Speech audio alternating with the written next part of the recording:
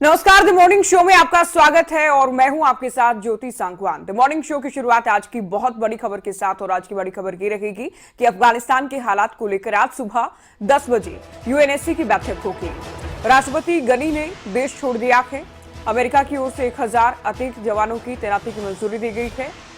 अमेरिकी राष्ट्रपति ने जवानों की तैनाती की मंजूरी दी तो रविवार को तालिबान की ओर से अफगानिस्तान पर कब्जा कर लिया गया। हालांकि कहा यह गया कि पूरी शांति के साथ सत्ता हस्तांतरण होगा।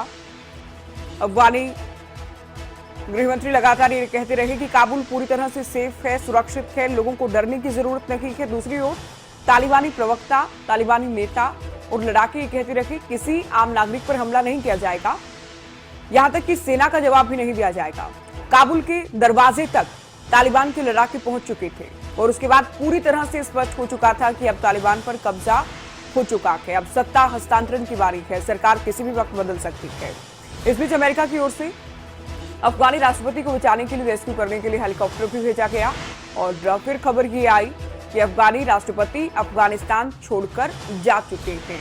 ऐसे में आज यूएनएससी की बैठक में क्या कुछ रहता है ये देखना बेहद दिलचस्प रहेगा और सारी दुनिया की निगाहें इस पर बनी रहेंगी। तो अफगानिस्तान में पैदा हुए संकट को लेकर भारत की आंतरिक सुरक्षा को लेकर भी सवाल उठ रहे हैं, क्योंकि अफगानिस्तान के संकट से अप्रत्यक्ष तौर पर ही सही प्रभावित भारत भी हो रहा है, क्योंकि भारत की दो पड़ोसी देश सीधे तौर पर अफगानिस्तान से सेटिंग करने का जुगाड़ भिड़ा रखे हैं। कैसे, एक रिपोर्ट के जरिए जानेंगे।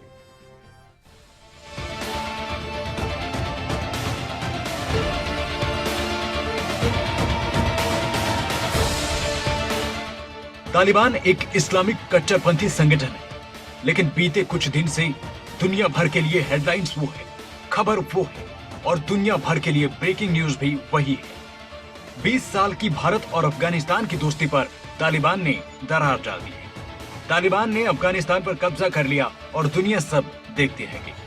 तालिबान का दायरा बढ़ने से क्या वाकई में दुनिया के तमाम देशों में नींद उड़ गई है, या फिर तालिबान के आने से पड़ोसी देशों में दिवाली वाला माहौल बन गया है।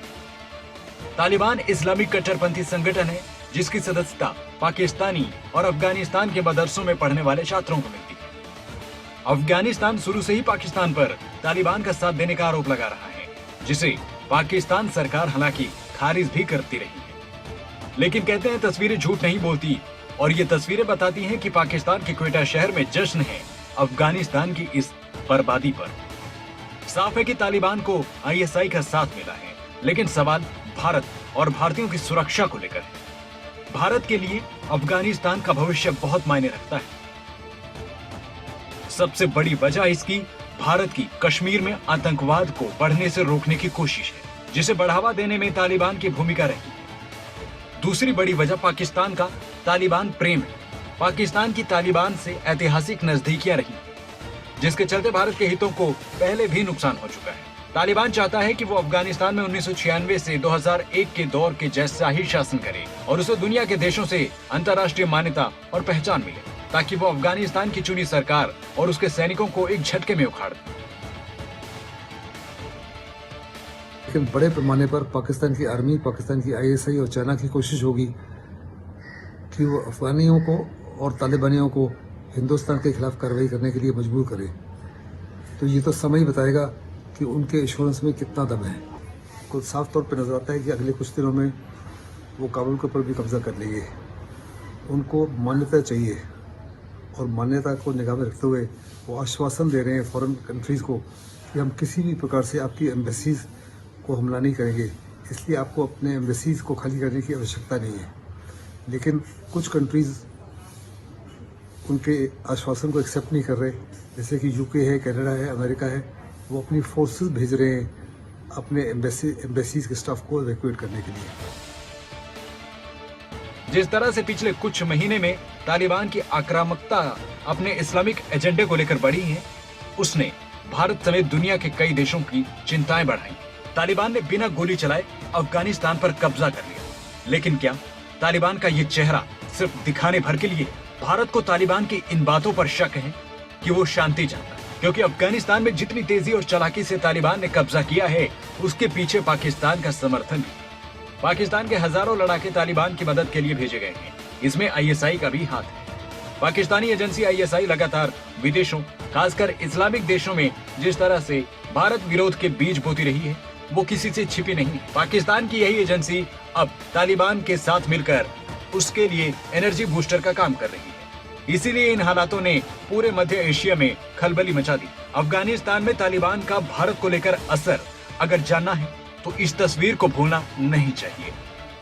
दिसंबर 1999 में इंडियन एयरलाइंस के विमान की अपहरण में आतंकियों का साथ दिया।